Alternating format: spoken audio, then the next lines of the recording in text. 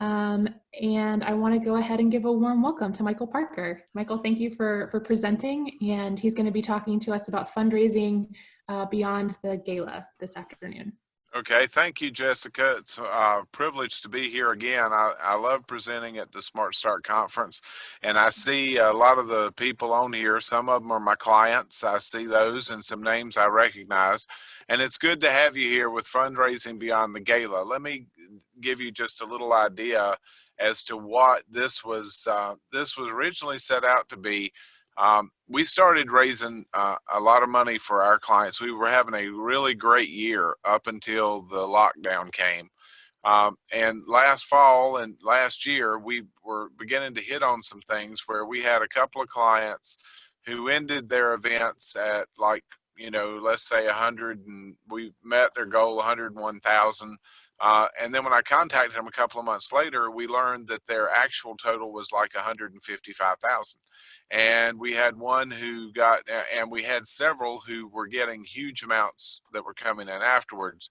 And what we decided was, we started looking at this and we decided to call it Fundraising Beyond the Gala, because what this is a way to take a fundraising, a benefit auction event or a special event, and turn it into a fundraiser and develop what we call lifetime donors out of your bidders that happen with your events. So the research that I'm going to be referencing in here, I don't cite every one of them, but they all come from Penelope Burke, who is one of the leaders, and she is the national or internationally recognized leader in donor research and surveys. She actually surveys donors, and she surveys nonprofits and people who raise money, and she asks them questions, and she compiles this information. She does this every 2 years, and benefit auction specialists like myself, we study this information to figure out what motivates donors and what gets them moving in the right direction to get them to help and support a nonprofit. And I want to share with you some of that information today in the hope that we can take it and mold it into something that would be useful for your nonprofit and in your fundraising. So as Jessica said, I want your input. So here is the first one right here. What is your nonprofit's most valuable asset? That is my question for you. I want you to think about it, and I'd love to have somebody unmute and answer my questions so we can have like a discussion.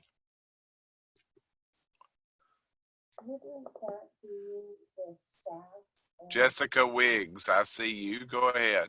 Well, I don't see you. I see your name.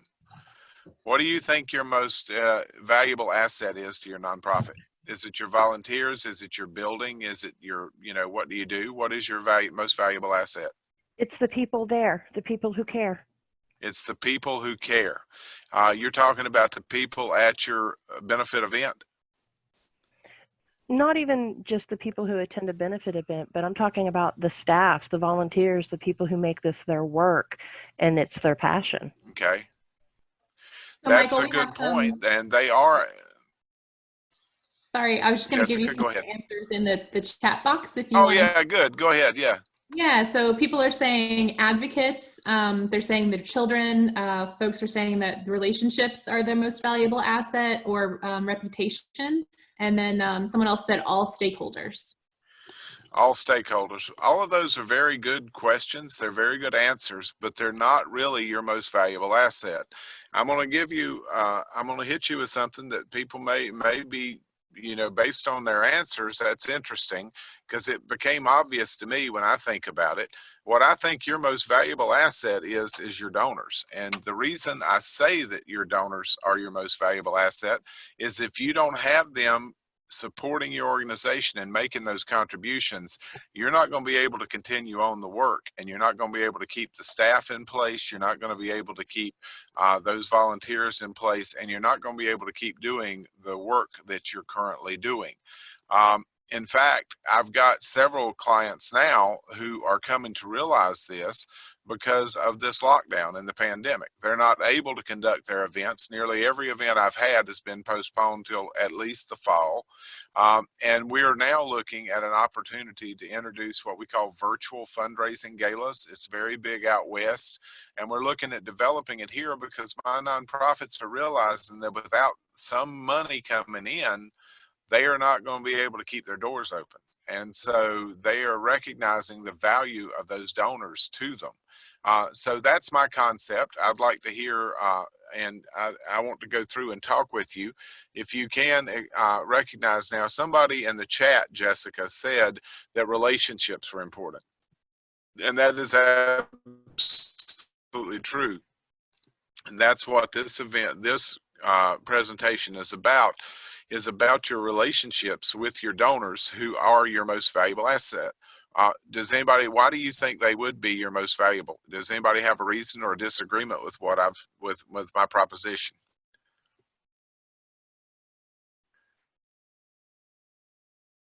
Okay, by your silence, I take that you're not going to argue that. So here's your multiple choice question for the day. Who contributes the most to nonprofits according to the research? Here are your three choices: corporations, foundations, governments, individuals, or another group that I haven't mentioned. And I don't have that little button that lets you choose what you want, but I'd like to hear your thoughts. Jessica, what does the chat say? So I know this answer because I included it in my presentations too. But the chat is saying a lot of number 4, so individuals. There's also some votes for foundation, but I would say the majority of folks are saying individuals. And that would be actually what the research shows. Individuals actually contribute 77% of the budgets for most nonprofits around the country. And that's big, because where you do that, so the next question is, do you feel that as a nonprofit, you're getting all you can from your donors?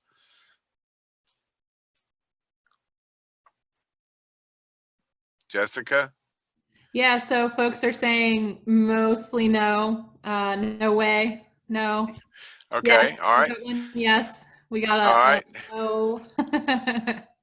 Well, Yeah. here's the other interesting thing that I found was that 47% of donors indicated that they had more they could have given to the nonprofit had the nonprofit done what was necessary to engender them, endear them, and to get them to open their wallets to them.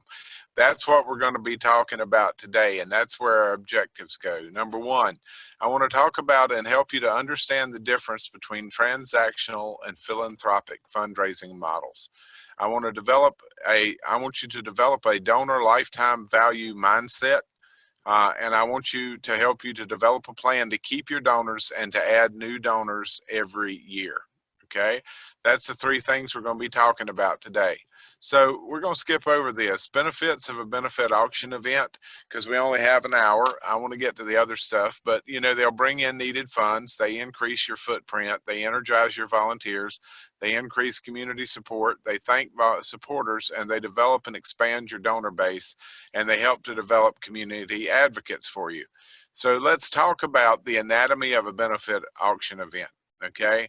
Benefit auction event basically has 3 stages to it. It has the before an event phase, it has during an event, and after an event. Now I want you to notice the color I've coded each of these, because in some of the other models, those colors are going to be important.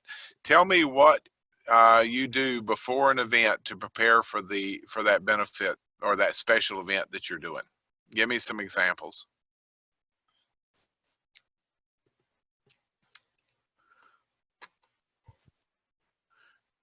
So Carrie says she's promoting before an event. Marketing, promoting, okay, keep going. Outreach, getting a team together so that I'm not doing all the work by myself, soliciting sponsors, contacting people to invite and letting them know why they should attend, press release, sponsorship, planning and organizing. Okay, I'm surprised nobody says they're collecting stuff for their event, because they usually want to give it away or sell it at their event. Okay, because that's before an event, you're promoting it, you're doing that. Many nonprofits, particularly ones that I start working with, they will start preparing for their event 6 months or so before. Now I have some who work a lot longer. I see Genevieve's on here, and I know the Chatham County partnership, they literally start 6 to 8 months in advance, which is good, and they work for a long time. I have others I've worked with for a long time who literally start 3 months before the event, and it's like this frenzy activity. Everyone in the nonprofit stops doing what they're doing, and then they stop doing what they're doing, and everything is on hold at the nonprofit until the event's finished. Then you have the night of the event, during the event, and that is where you'll notice on the anatomy part, there's a bump. That bump represents a revenue increase because you're going to make some money from your event or during that event. And then you have the part after the event. Most nonprofits, after the event, they are so thankful to be done with it. They get everything paid, they get everything checked out, and they just drop it. And they're so thankful to be done with it that everything stops from that point and moves on. Okay, so that's typically the anatomy of a benefit auction, a benefit event or a special event. The anatomy is, during the middle, what do you do during an event to increase your revenue? That's one of the topics that most of my seminars tend to deal with, because as a benefit auction specialist, we look at how to raise money during that event and get you the most money you can from the crowd while you're there. All right. But what you do before an event and what you do after an event are the parts that the research have shown is actually more important, can be more important than what actually goes on during your event. That's where Fundraising Beyond the Gala deals with these. And that's what we're going to be talking about what you can do before it and what you can do after it to really impact the revenue that you have from the night of the event. All right. So when most charities, whenever they get ready to put on an event like this and they're looking to do an auction or some other thing like that, they have choices of who they can get to help them run the event. Okay. They have a layperson. Most of my clients come in with that whenever they call me. That's who they've had doing it. A layperson could be a board member. It's somebody they like in the community who doesn't have any training at fundraising necessarily, but they want to come in and they will do your MCing and they will do your stuff. They mean well, but they're not going to raise you the most money. Some clients go with a celebrity. These celebrities, a lot of the times what I see from my clients, they like to use a celebrity because that helps them, they think, is going to increase their ticket sales and get more people in the room, because that celebrity, they think somebody would love to come see the weatherman from Channel 2 News. Okay, and they'll come in and do it. And those people are great and they'll help you draw a crowd, but they're going to cost you money. All right. The next option that a lot of clients do is a commercial auctioneer. I actually have some clients now who are using commercial auctioneers. Now, a commercial auctioneer is an individual who conducts auctions for individuals and businesses during the day. That's his job or her job. And what they do is they're masters at moving stuff. Okay. And they're going to come in. They'll come in before your event. They'll sell your item that night and boom, they're gone. The next option you have as you go up the list is a group of auctioneers who have labeled themselves benefit auctioneers. And these benefit auctioneers are people who are basically commercial auctioneers, but they do benefits for a small fee. Okay, so they'll come in, eat your plate of barbecue, they sell your sale, and they leave. Okay, and they do a little better than commercial auctioneers on it. But your next level are your benefit auction specialists. These people, the studies have shown that the commercial auctioneer will raise you twice as much as a layperson. Benefit auction specialist will raise you twice as much as a commercial auctioneer. These are the ones, and we are a benefit auction specialist. We study what makes those events go really well. The next level, though, that has recently been added, this is brand new. These are called philanthropic auctioneers. This is a whole new concept because these auctioneers are looking at moving your event from just a donor event to actually a philanthropic or philanthropy-based model where people are donating to support your mission and you're developing them as lifetime donors. There's probably 10 of us in the country who are actually studying this right now. So I want you to get that in mind, because when you go back and compare what happens, nonprofits tend to think of these events as a transactional model. You're not business people. Nonprofits are not business people. They tend to think, though, that to make money, we have to get stuff to sell. That was why I was surprised that I didn't have people saying we were collecting stuff for the silent auction, live auction, selling, T-shirts or whatever to make money during your event. And that's true. In a transactional or a business model, that would work out very well. You're collecting stuff at a low cost, you're selling it, you're making a profit on what you sell. That's not what's going to get you the big money. Nonprofits who think that way will tend to hire the layperson to do the sale because they're free. They're thinking, I'm saving money, so this will actually net me more. And it really doesn't. They'll get a celebrity because they're free and they think it'll get more people in the room. That's not going to make you more money. They'll get a commercial auctioneer who's free because commercial auctioneers will tend to do these for free because they're taught in auction school to do it for free for the clients, because then they get business out of the folks who are in the room. And finally, the benefit auctioneer, who is basically a commercial auctioneer, they just do it for a low cost for you.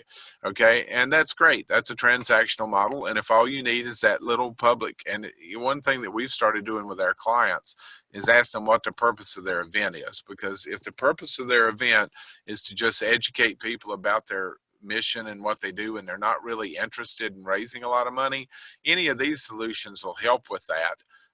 But if your interest is in raising money and improving the revenue you've got coming in, then you want to go to the next level. Okay, so when you look at the goals of these laypersons, celebrity and commercial, it's to get through the event and raise you a little money. That's what they do, because they also focus on the transactional nature of this event. All right, just the selling of stuff for a price. All right, and here's how auctioneers tend to think when you go to look at them. A commercial auctioneer will focus on their business is based on getting the crowd of people there who are willing to buy and pay the highest price for the items they sell. All right, so they are experts at marketing your event beforehand. If you need help marketing a commercial auctioneer, they are the best marketers in the world. Okay, and that's what they do, because they can take assets and within 30 days they can get a crowd and they can turn it into an event. So they will help you. Benefit auction specialists. You got a question, Jessica? Yeah, I got a question. All So right. Jessica Wiggs asked, when you're first starting out and planning your event, your first event, what is the possibility of low attendance for the first year? And would going with the benefit specialist or the philanthropic person be the best for making more donations? If you want the benefit auction specialist is going to be trained at improving, at getting more people there, helping you to do that. They're going to cost you a little more, but they're actually an investment because I've never had a client who didn't get more out of their event than what my fee was. So they're going to help you to do that, because their goal is to tell you how to build your mission, how to get people in the room, and how to turn it into a fun event that people will come back to. And you can do that if you start out with the right framework in place, Jessica.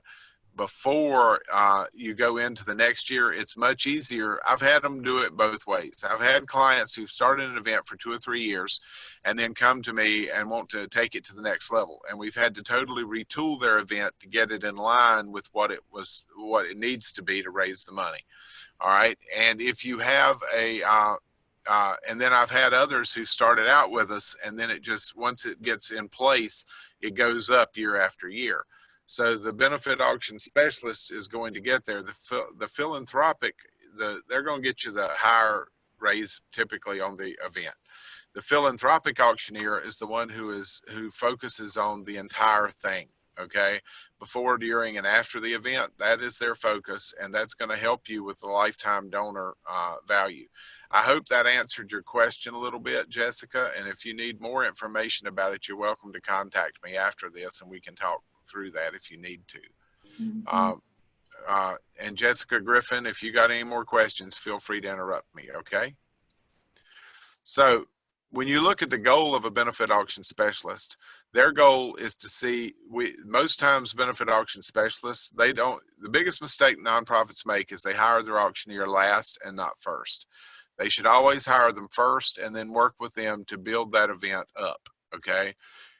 The goal of a benefit auction specialist is, and this is what we were typically taught, we work with a client year after year after year, and we analyze their event and try to improve their event every year. Okay. And so what we hope to see is an increase in revenue each year. Now, what we found is after 2 or 3 years, it tends to level off, and then you'll have a bump after that. usually comes after that if you can keep it up and maintain it.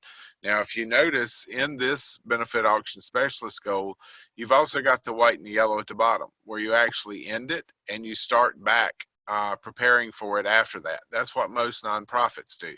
Benefit auction specialists often do that too. But here's the goal of the philanthropic auctioneer. They want to see a greater increase and even a greater increase. And one of the things that you see is, notice at the bottom there is really no downtime, because you're working these nonprofits from the time the event ends, you're still working with those donors until the next event. That is what's called the philanthropic model, okay? And if you were to draw it, a better way to represent it is more like this, because what you're doing is you're building a relationship with your donor that you provide feedback, gratitude, and giving into a continuous cycle with the donors. And you focus on donor-centered fundraising for your event. This is how some of our clients have had $100,000 events, and when I contact them 2 months later, they now tell me they're at $150,000. They raised $50,000 outside the room without an auctioneer in the room, and I'm going to tell you how they were able to do that here in just a few minutes. Okay, so that's where we're headed. So let's talk about keeping those donors. Okay, because here's what the interesting study shows. Okay. There's a rule. The rule is that it costs more for you to get a first-time donor than to keep the donors you have. Okay, so when they actually look at it and the studies study it, they found that the cost of getting somebody to donate for the first time to your nonprofit costs more than to keep donors who will continue to donate every year. All right, but here's the deal: 71% of donors do not give a second gift. The studies have indicated that once they give that gift to you, 71% of them won't give again. All right, 90% of them will stop giving by the 5th request you make of them. Because what happens is nonprofits tend to get in there. They will take these, donors, they get their donation, they send them a little thank you note, and then 2 months later, they're sending them a letter saying, hey, thank you for supporting me. St. Jude's does this to me.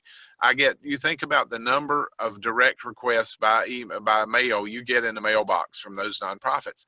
How many of you take them seriously? Or do you do like me, and once you start seeing them, you just start throwing them in the trash? That's what happens. By the 5th request, 90% of your donors are giving up. Now, if you were in business, all right, well, here's the other thing. The average donor will stay with you about 1.9 years, all right?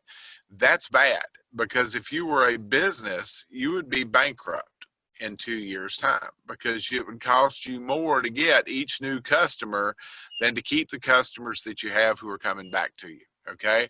So that your goal should be to find new donors and to keep the donors you have, okay? And that's what we're going to talk about right here, okay? So here, why do you think that is? I'm Jessica Griffin. It's a good time for chat responses. Why do you think donors drop out like that so quickly and don't stay with us? So no responses to that yet. Oh, here we go. Lack of communication is one of the wrong. Okay, that's a good answer. Too many Okay, donation requests? Mary Jo, is that you? Yes. Yeah, you have that. It's called donor fatigue, and they get tired of being asked repeatedly. Yeah, I mean, that's what happens with me in St. Jude's. I mean, if Carol gets it, she'll send them a check, okay? If I get it, it's like it's going, and I love St. Jude's, okay, because that's the Auctioneer's national charity. That's who we support. But it can get to be too much. So, yes, you have donor fatigue in there too. All right, who else? So some other answers are not fostering a lasting relationship, or they're giving to multiple nonprofits and receiving too many requests, a lack of innovation. People are focused on starting relationships rather than building on relationships. The donor doesn't feel values. They don't hear from the organization. And donor doesn't feel connected in the long term. That is true. All of those are true. The best answer you have is that the donor does not feel valued. That was one of the ones that you had right there. So let me ask you this. When you look at understanding donors, somebody said in there they're given to too many. Well, the studies show that most typical donors actually donate to 6 to 8 charities per year. A lot of people think, oh, they won't donate to us because they go to the competing nonprofits event across the street. Well, that's not true. All right, because most of the time people will donate to 6 to 8 charities. And when you're making this request of them, you need to remember you're not asking them to be their only. You're asking to be only one of their 6 to 8 that they give to.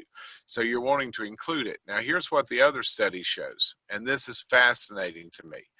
These are what's called test donations, okay? These are what's called test donations. The studies show in the past, and my clients with Genevieve and Ruthie will tell you, I used to instruct my clients that I would send them a text the morning after their benefit event, and I would say, be sure to identify your highest giving donors and give them a call and thank them personally, okay? I don't send that text anymore, and here's the exact reason why. Okay, because what they have found is most people who come to your events, our goal when we get them in there is to get them to give a little bit. We like 100% participation. All right, because what people have done is that they will do test donations. They will come to a charity and they will donate $10, and that's all they give. They may come and buy a $10 raffle ticket at your event and they leave. Okay, a lot of people think that by buying that ticket to your event, they've done their whole fundraising part. They don't need to spend any money at the event. That's a bad attitude for them to have, but they will give that because they want to test the charity's response to their donation to see how it is. If the charity appears appreciative, if it appears to value them, then they will continue to give over time, or even more importantly, give a greater donation. That's exactly what happened with my charity with 150,000. It went from 100 at the night of the event to raised 50,000. I had them start calling. That's one of the things we're going to talk about, is start calling their donors the morning after, and it doesn't matter how much they gave. But it does matter who makes the call and what's said on the call. We're going to talk about that. But calling them and telling them how much you appreciate it, and they literally had people on the phone say, well, I was really impressed with what you did. I learned a lot about it. I would like to know, I've got $10,000 more. Would you be willing? Do you have a use for it? What could you do for it? And that opens that communication and keeps them building up to you in order to be able to do that. Those test donations, then they see how you respond and how much you appreciate their contribution to you. Okay. When contacted, 47% of the donors indicated that they could have given more to the nonprofit if they had been asked or contacted about it. So this is what this selling is. Almost half of the people who are in that room are giving you some form of test donations because they're telling you, they're wanting to see how you're going to react and respond to what they're doing for you. Okay. Your goal is to get them to give at a level that is meaningful to each donor. Now, what that means is a $10 donor, that could be the level that is meaningful to them. You've heard the story from the Bible, and I'm not going, I'm not preaching this, but about the rich man who gave, a lot to the church versus the old woman who gave 3 pennies. And Jesus said that meant more to him than the thousands given by the rich man, because that was all she had. That was a level that was meaningful to her, just like the high dollar amount was a level meaningful to the rich person who gave it. Don't undervalue any of those contributions. Value every single one of them, because one of the studies actually showed, and this was quite interesting to me, one of the biggest untapped areas for donations are women. It's interesting because what they found is women tend to give smaller donations over time, like $10 a month, but they will leave a huge bequest at their death to the nonprofits. Now, the reason is that what they found is, and this is interesting, women tend to outlive men. Women tend to be more worried about having enough money to make it to to the rest of their life than men do, because we know we're going to die young anyway. And so women parcel that money out, but when the time comes, they want to give what they have to somebody that matters to them and that treated them properly. So that's one of the things that's learning. When you look at the donor psychology, that's one of the things that you factor into this philanthropic model, and you recognize and you give that donor what they need. And you recognize every little donation they give, because I had the last event we did before the shutdown. I don't go into war stories, but I'm gonna do it. It was for a partnership, and one of the things that we found is one of the things that studies found was in our fund a need or a special appeal, where we ask people to donate. Most of my clients know what I'm talking about. Donate to a cause or a need that the nonprofit has. The thing they found that is the number one biggest increase, helps you with that, is people who are willing to give a matching donation. All right. And what that means is that I will donate, I will match the first $1,000 raised at $50 levels who are donated. So everybody who gives $50, that's as good as giving 100, because I'm going to match them dollar for dollar up to $1,000. That's called a match. At this nonprofit, I had their staff together, and I told the staff, we need a match because we did not have one. And I said, I want y'all to consider going together as a group, because I know that you're not, you don't make millions of dollars, but each of you can give a little bit. And would you pool your money together to give a match for this lowest level, this $25 donation? Well, they came back to me later and they said the staff has agreed to put in $500 and we'll match the first $500 on that. We did the $25 level, and that nonprofit, we took in $1,600 with their match. So we took in 2 times more than what they agreed to match for that. So their $500 made the nonprofit over $1,100. That's the power of recognizing the donations and the power and an amount that's meaningful to the nonprofit, and giving it in a way that you can get it and leverage it to get more money out of it. Okay, so let's talk about donor retention. What is your goal? Your goal is to keep the donors you have. You want to add new donors every year. You want to do that. How are you going to do these 2 things? All right, so let's see. The first answer is you're going to stop doing transactional auctions and you're going to start doing philanthropy. So with these auctions, we're going to get stuff donated. We're going to have fun donating that stuff. All right. And we're going to have fun selling it. Okay. But the point is, it's not about the stuff. It's about the people and the donors in the room who are your most valuable asset. Okay. You want to start doing donor-centered fundraising, which is focusing on the donor. And we'll touch on that in a minute. And last, you want to stop looking at your gift value, and this is for me as much as anybody else. You're not looking at the $1,000 donors. You're now looking at everybody from the 10 to the 1,000 or the $10,000, and you want to adopt a donor lifetime value mindset. What you're looking at is each of those donors is valuable to you. They may only give you $10 right now, but if they give you $10 a month for the next year, that's $120. And if they give you that amount for the next 30 years, then you've got a substantial amount of money coming into it. Each one of those persons is an investment into your organization, and you need to treat them as an asset and an investment themselves, and you need to pay attention to that.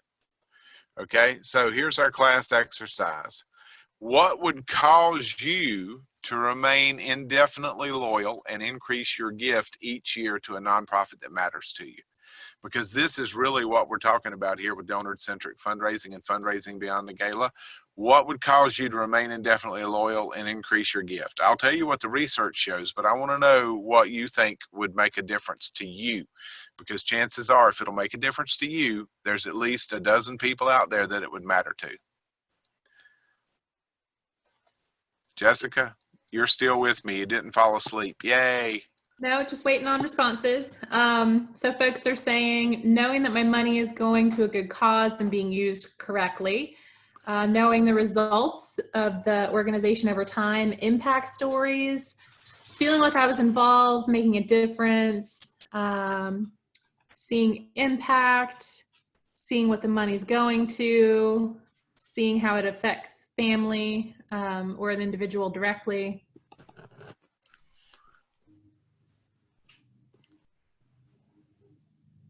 Okay. Is that all of them?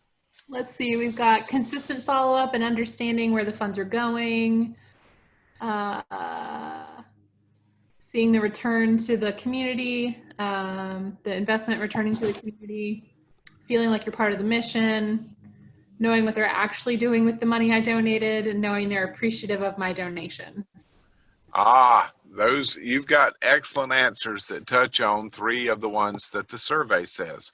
Number 1, the survey says a prompt and meaningful acknowledgement of their gift.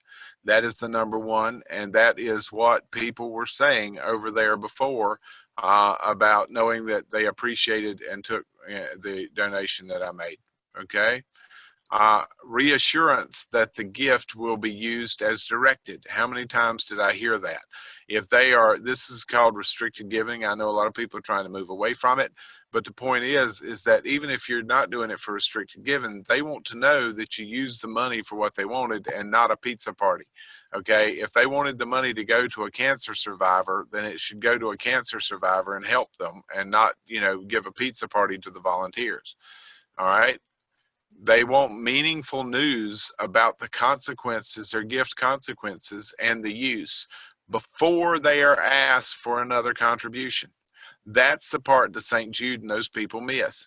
Every letter you get in the mail is asking for more money. There is not a single one, and I'm going to give you a couple of little ones here. There's a whole list of them and things that we work with. That's one of the things that we do as Philanthropic auctioneers. We can work with you in order to develop what's called a gratitude plan. You need to develop one of those to show what is special to your donors. This is what they will be used for before they're asked for another contribution. Okay, so we're going to focus on a prompt and meaningful acknowledgement because we don't have but an hour. We're going to focus on this one and what that prompt and meaningful acknowledgement would be. Okay, so what would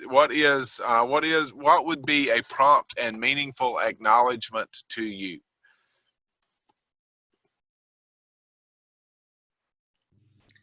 So someone says a call after the event, a handwritten thank you note or card, another phone call. My favorite thing I've seen is photos from the event being shared out.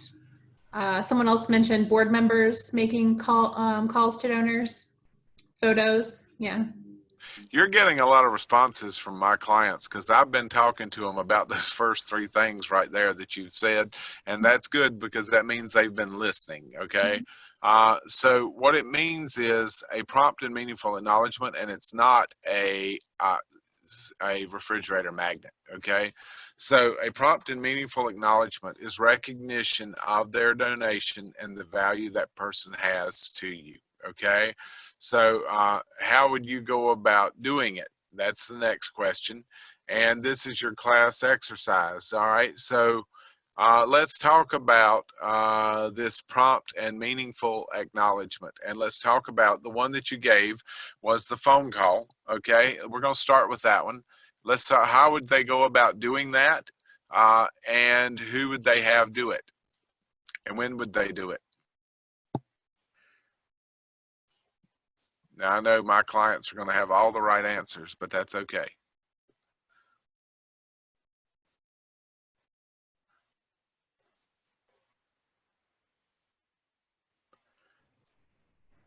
Let's see. So a phone call immediately from a volunteer board member. Okay. That's one of my clients. That's exactly the right words right there. Okay. Yeah, within a week of the event, they're saying board members or the board chair or ED could make the communication. Jessica, go ahead. The event. Mm-hmm. One of the things that we do with this is that we recommend the phone calls to come from a board members, and we recommend those phone calls to be within 48 hours. We also recommend later that that the executive director, we don't think they need to be making the phone calls. It needs to come from a board member, and there's a script that we can help you put together from the board member that would talk to them about their donation. And when they make this phone call, we recommend that later, a week later, they get a personal handwritten note from the executive director. So they're getting a thank you, prompt and meaningful, from number one, the board members, and then they're getting a second one from the executive director. So you're basically hitting them twice with the same thing. I had one client who years ago, she said, and I always liked her attitude, was that she liked to thank, they look for ways to thank their donors 7 times. And so this is 2 ways. The phone call and the handwritten note can be 2 of those 7 that you try to hit, okay? What is the number 1 result? A personal upbeat phone call to every donor within 48 hours from a board member, acknowledging their gift and thanking them for it. Now, this can be done by script. You can actually write, we write up a script for some of our clients, and we have it, and the ED or whomever's in charge of the event, you need to enlist your board members to make these calls immediately after, and it goes to everybody who bought a ticket, to everybody who made a donation at the event, and you thank them for it. You know, and here was the thing, the study showed it didn't matter if you personally talked to them or if it was a voicemail. If you don't get them and all you get is voicemail, leave the thank you on the voicemail. That is an excellent way to do it right there. All right, and here's your pro tip. Philanthropic auctioneers can help you craft this script, and we can also help you develop a strategic gratitude plan that will get your donors, help them to feel that meaningful acknowledgement after every donation they have. And that should be after everyone, not just their special event. If they send in a $10 check, so here's where I go. They actually conducted a study on this, and here's the way they conducted it. They sent out an email to people, and they sent out a letter, asked them for a $10 donation. That $10 donation, when they sent it back, you know, people sent it back. And then they had one group that were called by board members and thanked for that $10 or more donation. They had a second group who was treated like everybody else, and they just got a generic thank you note.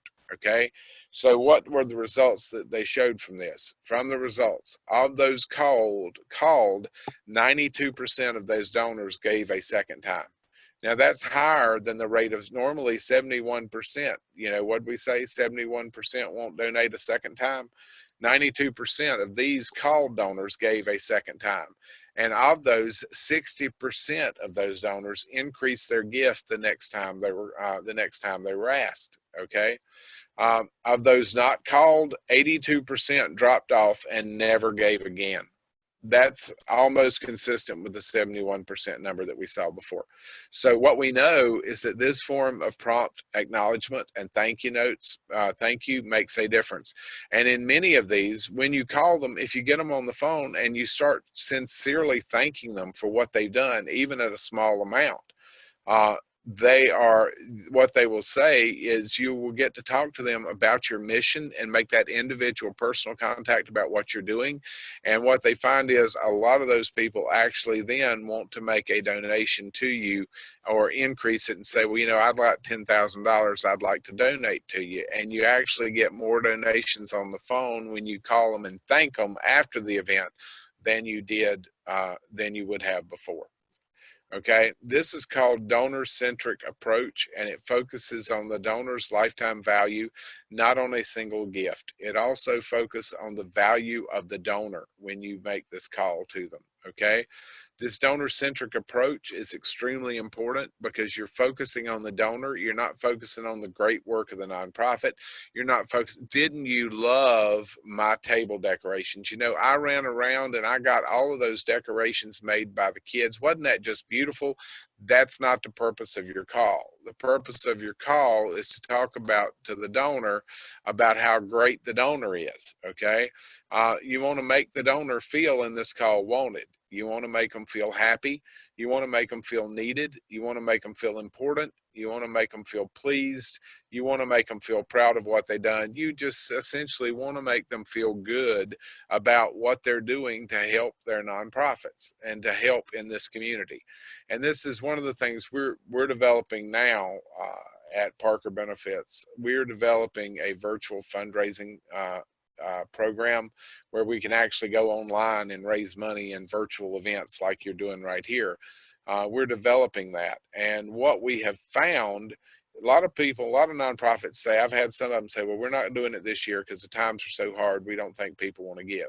Here's what we've found in talking to people and what we've observed.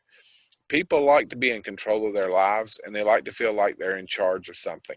Right now, every one of you is not in Greensboro at this convention. You are sitting at home or in your offices, secreted away, isolated by yourself, watching this on a computer or listening to my voice, okay? You feel, and it causes the public to feel absolutely powerless about what they can control. They're pulling meat out of the grocery stores now. The food bank down here in my little hometown, every time they open on Tuesday, there's a line of cars a mile long.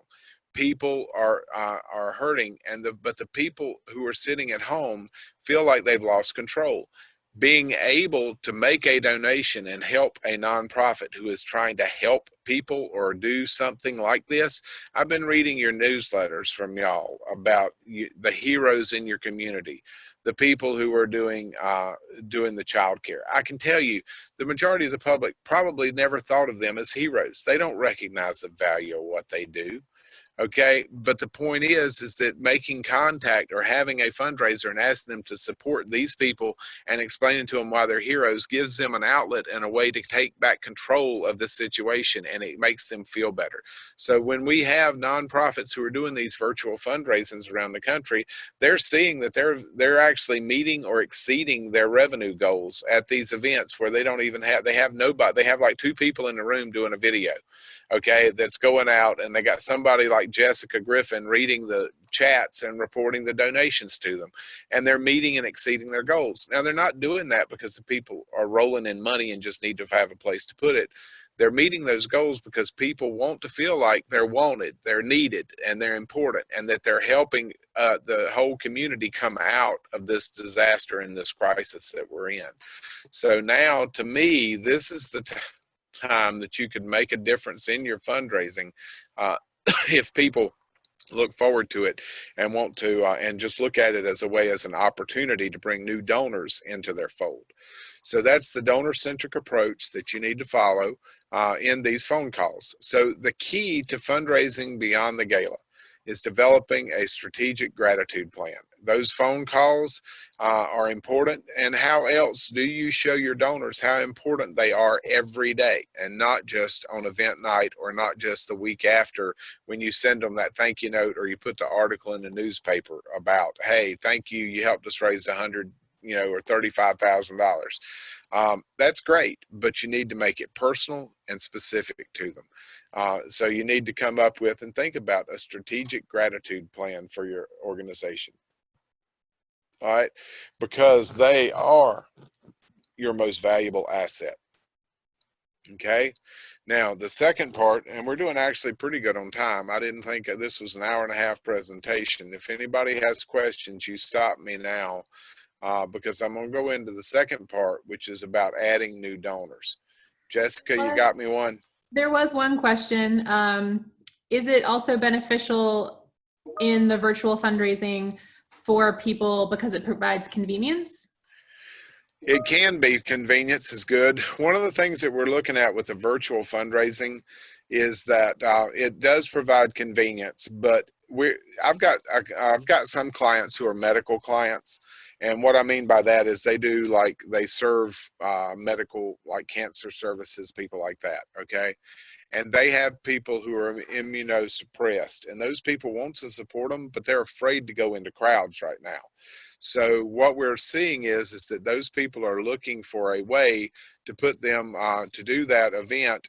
They're looking for a way to expand their reach outside the room and gather more people into the room. And to do it. So I think virtual fundraising helps to, number one, it is more convenient, and there's some people who'd rather sit at home and watch it on a computer than to go to the event. I think there's also a group of people who would, if you have a group, like I've got a couple of schools I have one school that's 135 years old. I have another one that's 75. They have alumni all over the world, but they have their event. They get 250 people in the room because that's as big as the room will hold. If we can expand it and touch those alumni who are all over the world, just imagine what's going to happen to their fundraising when they hear what's going on at their school. So that helps with, a broad-based group of people. The other thing that it does is it really helps. I've got a couple of nonprofits now who are seriously looking at the virtual fundraising because they've got to find a way to fill the hole in their budget that their postponement of their event created for them. So this is, and when it comes to that, mother is, inventions, the mother of necessity. And so what we're doing is we're trying to find a way to serve these needs of the nonprofits so that they can serve our needs in the community. And there's a way to do it. We just have to think through it and work it out. So let's talk about adding new donors to your event. All right. What is the most widely used fundraising method? Does anybody know? Jessica?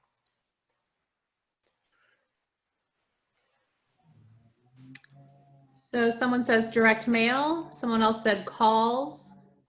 No. Those are good answers, and that's what I would have thought too. I will tell you, direct mail is dropping dramatically, but right now, special events are the #1 most widely used fundraising method. They are everything from benefit auction events to somebody told me they're doing a golf tournament. You've got walks that you're doing, you've got anything like that's a special event that brings people together. Is that when you look at it across the board, that is what more people are using to try to raise money. Now they're doing it wrong because they're looking at it as a transactional model instead of a philanthropic model. But the special event is the most widely used method.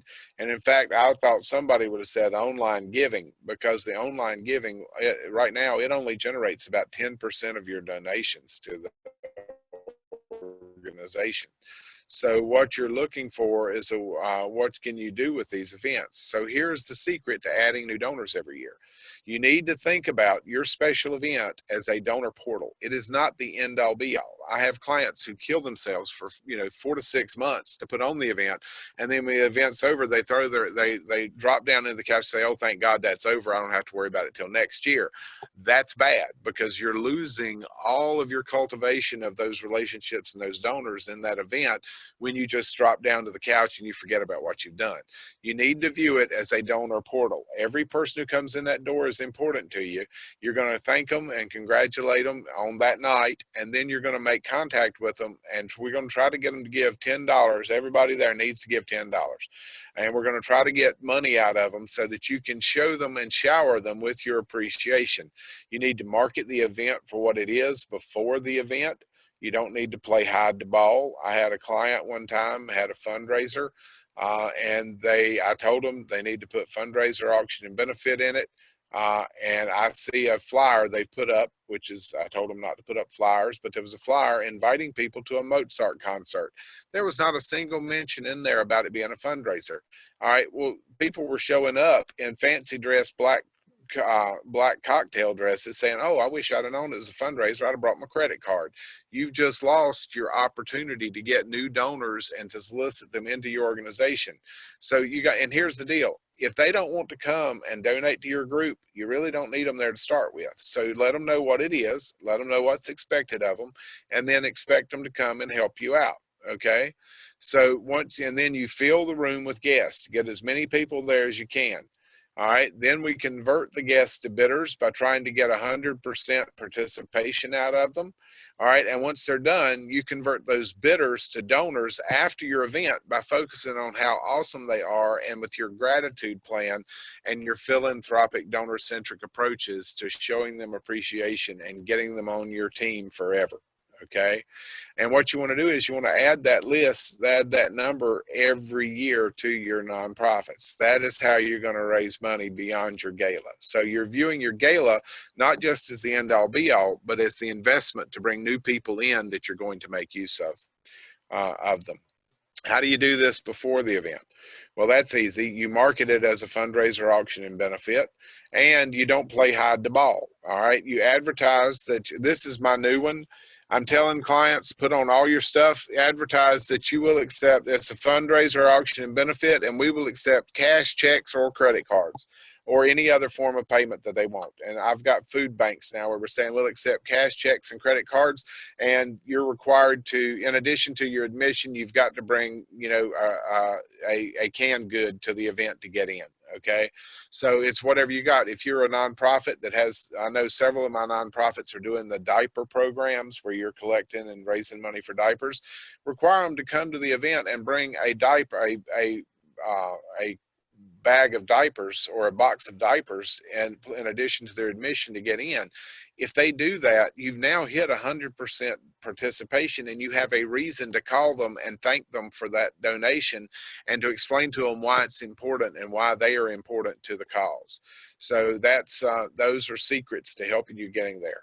Then you thank guests every chance you get, and we didn't cover the others, but it's not just about giving an update on their donations, how they made a difference before the last year. This is, well, before you asked again, this is what we're seeing.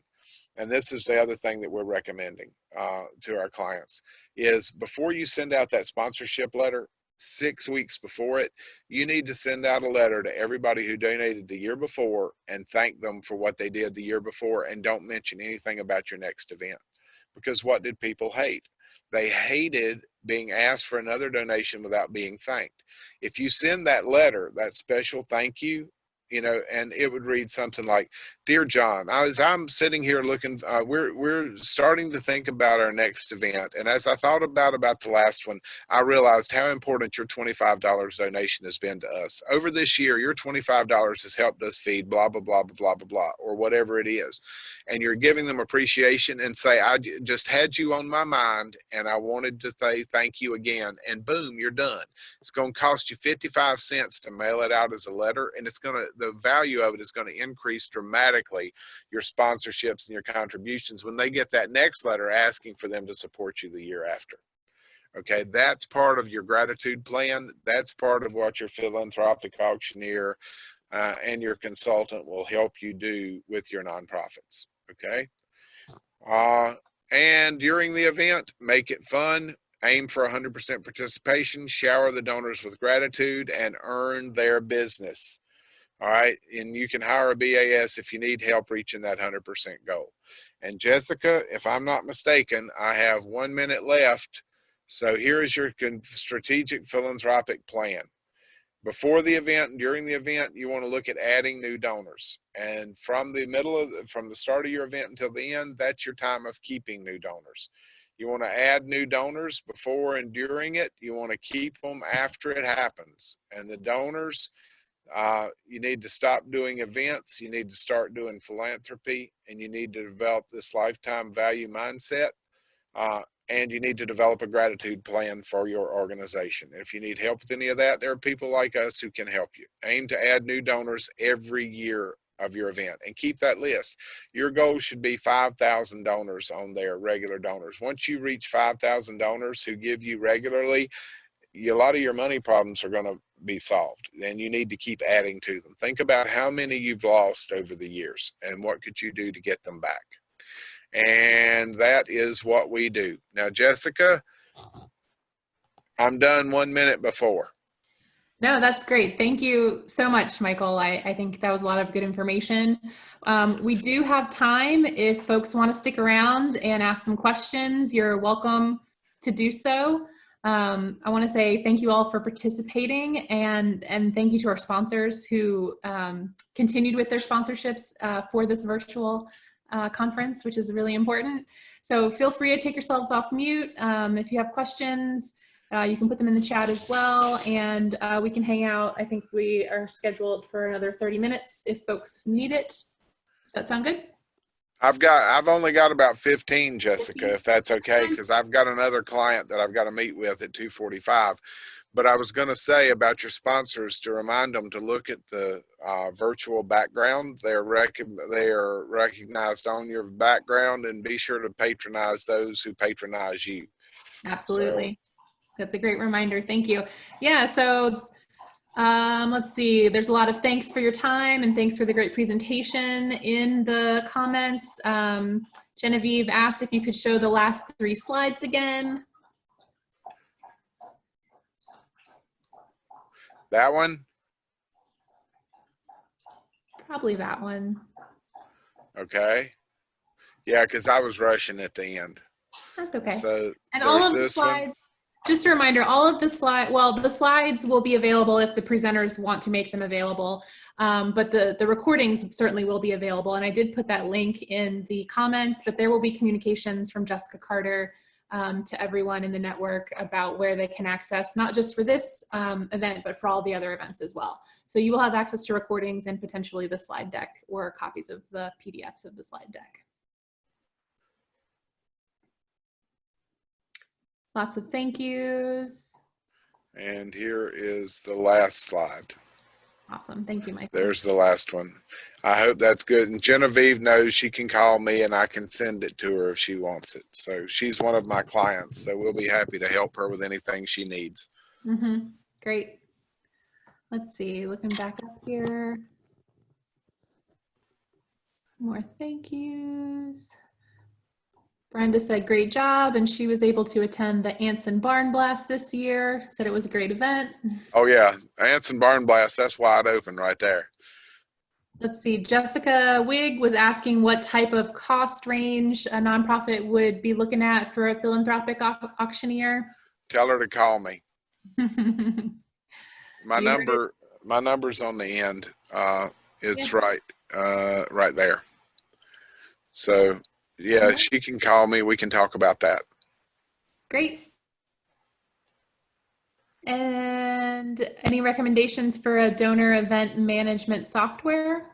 There are tons of them out there. Okay. The one that we use is, this will be I don't know that I don't know if their sale's still on, but we use a lot Greater Giving. And Greater Giving is probably the Cadillac of benefit auction softwares. The thing about Greater Giving right now is they were running, and I don't know if it's still going, but they were running a special where they were giving their entire suite, including their online auctions, their ticket sales online, their website stuff, for like $1,200, and it's normally a $3,000 package. So I don't know if that sale has gone off, but they also give my clients a special rate. So if they call me, now there's tons of them out there. Some are better than others, but I will tell you what we found is you can have a donor software and you can have an event software. Greater Giving tends to be good. They are excellent at events and they are very good at donor software. A lot of them out there are really good at one and not the other. Sure. So it depends on what you need. You know, we've done evaluations for clients comparing a lot of those, but you've got a lot of them out there. One Cause, you've got Give Smart. The one that we like is Greater Giving, and my people are trained on that. Great. If they need contacts about that, I can give them that. If they call me or email me, they can email that address up there, and I'll be glad to talk to them too. Okay, great. Any other questions?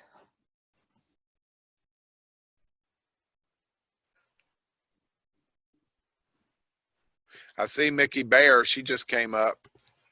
I'm glad to see Mickey, and Tara Stone from Union County. So I recognize a lot of the names on there. That's good. Let's see. There's a question about only being allowed to spend 5% of their time on fundraising. How do we recommend doing the work that you're talking about while meeting the regulatory requirements of their time?